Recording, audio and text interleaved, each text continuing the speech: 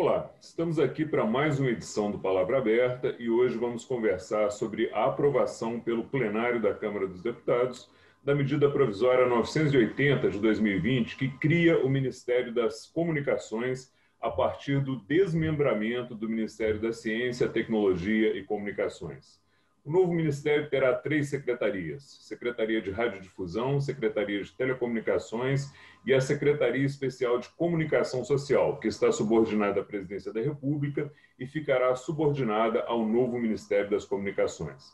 A SECOM é responsável por comandar a propaganda oficial do governo e também pela empresa Brasil de Comunicação, a EBC, que controla a TV Brasil e outros veículos de comunicação. A medida provisória segue agora para ser analisada pelo Senado Federal. E para conversar sobre esse assunto, nosso convidado de hoje é o deputado Cacá Leão, do PP da Bahia, que foi o relator da matéria aqui na Câmara dos Deputados. Deputado, seja muito bem-vindo, muito obrigado por ter aceitado aí o nosso convite para conversar sobre esse assunto. Eu que agradeço, Fernando, a você e a toda a equipe da TV Câmara, essa oportunidade da gente poder estar conversando um pouco, estar prestando conta do que a gente fez e falar um pouco sobre essa medida provisória. É uma medida provisória relativamente simples, mas de muita importância, que foi aprovada ontem na Câmara dos Deputados e eu acredito que deva ser votada ainda nessa semana no Senado Federal. Ok, deputado, obrigado, parabéns aí pela relatoria do projeto. Eu começo pedindo ao senhor que nos fale um pouco da importância da aprovação dessa medida provisória para o governo. Olha, Fernando, na verdade, é uma transformação de governo, né? Um novo formato de governo. Na minha opinião, no meu entendimento, inclusive, é um entendimento acertado. A recriação do Ministério das Comunicações, eu acho que ele é importante, eu acho que o presidente Bolsonaro tomou a atitude correta, mais correta ainda ao convidar o deputado Fábio Faria para ocupar o cargo de ministro da Comunicação, afinal, é um parlamentar que entende do assunto e tem bastante diálogo com a casa, bastante diálogo com o setor, e eu tenho certeza absoluta que vai ajudar muito ao governo. A gente passou ontem praticamente a tarde inteira discutindo a votação dessa medida provisória, mas acabamos aprovando o texto na integralidade como ele foi escrito por nós. Esse foi um ponto polêmico, né, deputado? Alguns partidos questionaram bastante a isenção do deputado Fábio Faria, que é o novo ministro, em função da relação dele com o dono do SBT, né? Pediria ao senhor aí que comentasse essas críticas que a oposição fez, inclusive durante a votação em plenário. Na verdade, para mim, essas críticas são infundadas. Primeiro, porque a relação é uma relação parental. O deputado Fábio Faria é casado com uma das filhas do apresentador, do dono do SBT, Silvio Santos, mas ele não faz parte do quadro societário do SBT. Ele é casado com separação total de bens, então não tem nada que o venha vincular a sua imagem, a sua postura, tanto quanto parlamentar, tanto quanto ministro das Comunicações, com o SBT. Eu acho que é ao contrário.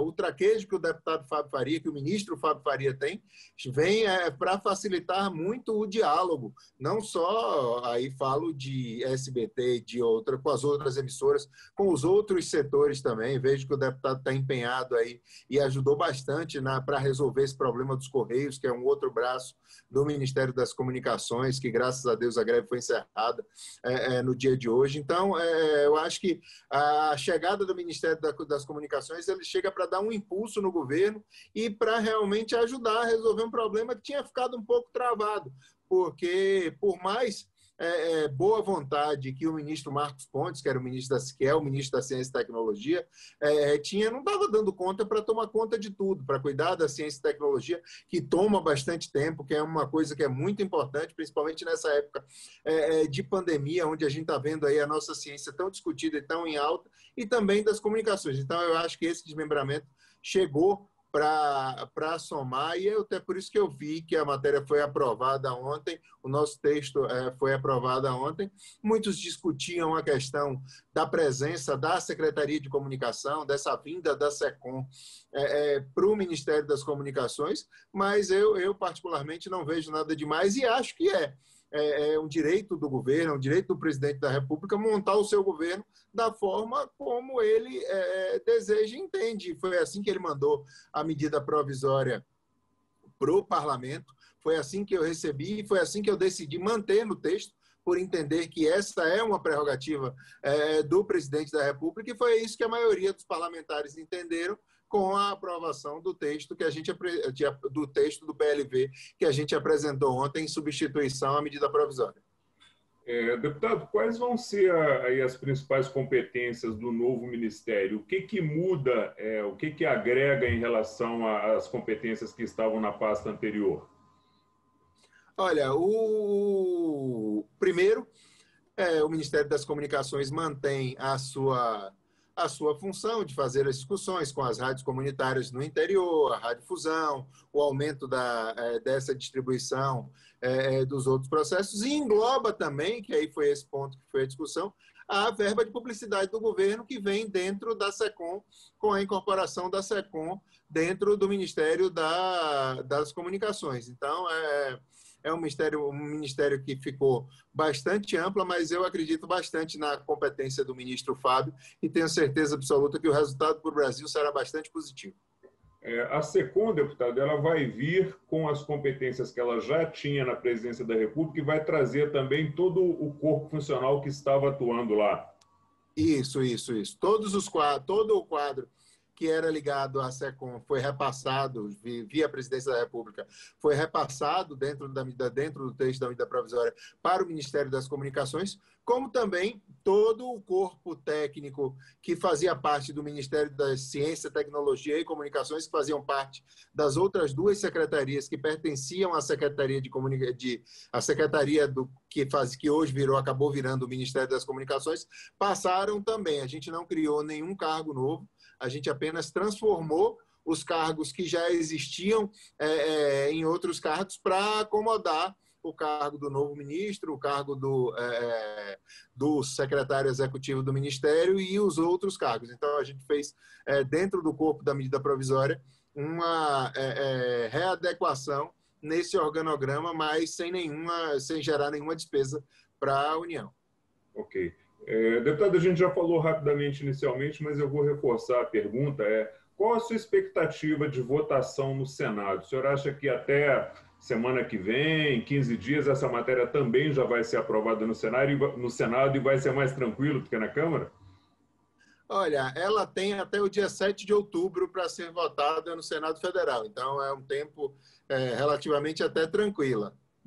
Eu conversei ontem com o presidente Davi, falei da aprovação da medida provisória, e ele falou que a pautaria já de imediato. Não sei como é que está a pauta do Senado nessa semana, afinal o Senado tem a primeira volta, né, das sessões presenciais essa semana. Eu acredito que ele deva estar numa semana bastante extensa, mas que se coubesse, ele ainda colocaria ela para ser votada nessa semana. Caso não coubesse, ela ficaria para a próxima semana, mas a gente tem uma folga tranquila, como eu falei, ela tem até o dia 7 para ser aprovada no Senado Federal. Então, ela está com um prazo relativamente folgado. Tem outras medidas provisórias, por exemplo, que foram votadas ontem. Ontem a gente votou a medida provisória 971 e a medida provisória 974, que elas vencem na sexta-feira.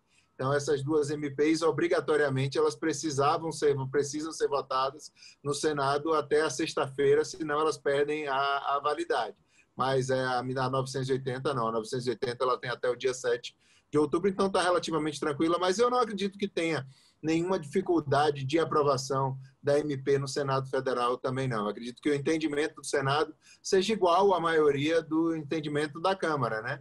Acho que todo mundo tem o direito de discordar, todo mundo tem o direito inclusive alguns daqueles mais fanáticos, apoiadores que defendiam realmente a diminuição do Estado, mas eu particularmente sempre me coloquei como contrário a essa proposta. Acho que, inclusive, Não é esse número de diminuição de ministérios que acaba diminuindo as despesas da União. Você vê, a gente criou ontem um novo ministério, mas a gente não gerou nenhum gasto, nenhum ônus para a União. Eu acho que isso faz com que a máquina funcione melhor e principalmente mais rápido, né? Essa é isso que o brasileiro...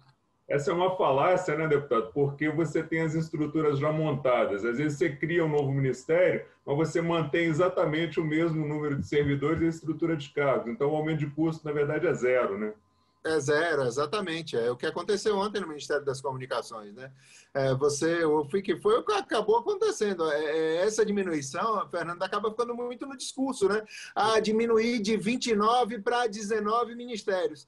Mas quando você vai ver diretamente, o que é que o cara tirou? 10 ministros, né? Porque os cargos embaixo continuam todos funcionando. Né? Continuam todos funcionando, continua tudo existindo, então é realmente uma falácia. Né? Eu, particularmente, acho que uma outra fusão que foi feita no governo Bolsonaro, foi a fusão do Ministério das Cidades com o Ministério da Integração Nacional, transformando eles no Ministério do Desenvolvimento Regional, ficou um ministério muito grande. Eu acho que se eles continuassem separados, eu acho que o resultado seria muito melhor, apesar de que o ministro Rogério Marinho faz um grande trabalho. Tem dado um show na frente desse ministério. Mas acho que eu acho que esse número de diminuição de ministérios, eu acho que ele não condiz com a realidade. Nós somos um país de dimensão continental, né? Só o meu estado, o estado da Bahia, é praticamente do tamanho da França.